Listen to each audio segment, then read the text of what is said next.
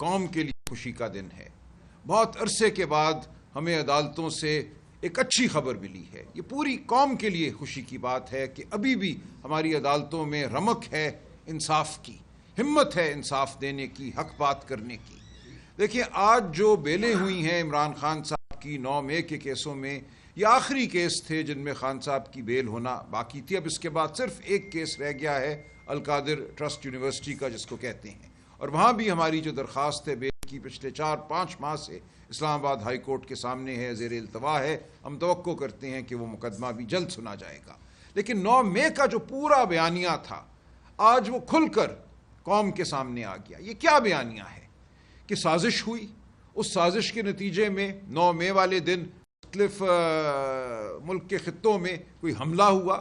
ایک یہ بیانیہ بنا گیا پی ٹی آئی کے خلاف، جس کو بنیاد بنا کر پی ٹی آئی کو بحیثیت جماعت منہدم کرنے کی کوشش کی گئی، ناکام کوشش کی گئی۔ پی ٹی آئی آج پہلے سے کہیں زیادہ مضبوط جماعت ہے۔ پی ٹی آئی کی عوام میں مقبولیت آج پہلے سے کہیں زیادہ ہے، کیونکہ پی ٹی آئی نے اور عمران خان نے یہ ثابت کیا ہے کہ وہ جبر کے خلاف کھڑے رہ سکتے ہیں۔ عمران خان چٹان کی طرح جیل میں بیٹھے ہیں۔ آج پورا نظام ان کے وجود سے خوف زدہ ہے۔ تو آج جو فیصلہ ہوا، جو گواہی عدالت کے سامنے پیش کی گئی، وہ وہی گواہی ہے جو ہر مقدمے میں پیش کی جاتی ہے۔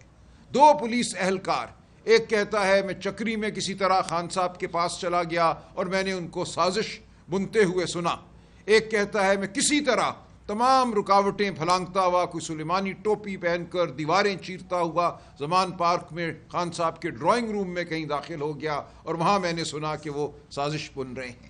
یہ مضحکہ خیز شہادت ہے۔ اس کو شہادت کہنا بھی میں سمجھتا ہوں لفظ شہادت کی توہین ہے۔ ہماری ایک عدالت ATC سرگودا، اس کے جج محمد عباس صاحب پہلے ہی اس تمام گواہی کو رد کر چکے تھے۔ ان کے گھر پر گولیاں برسائی گئیں، ان کو ہراساں کیا گیا، ان کو تبدیل کر دیا گیا۔ اس کے بعد جو جج صاحبان آئے، انہوں نے اسی مسترد شدہ شہادت اور گواہی کی بنیاد پر لوگوں کو سزائیں دیں، 10 سال کی سزائیں دیں۔ خان صاحب کو بیل سے محروم رکھا گیا۔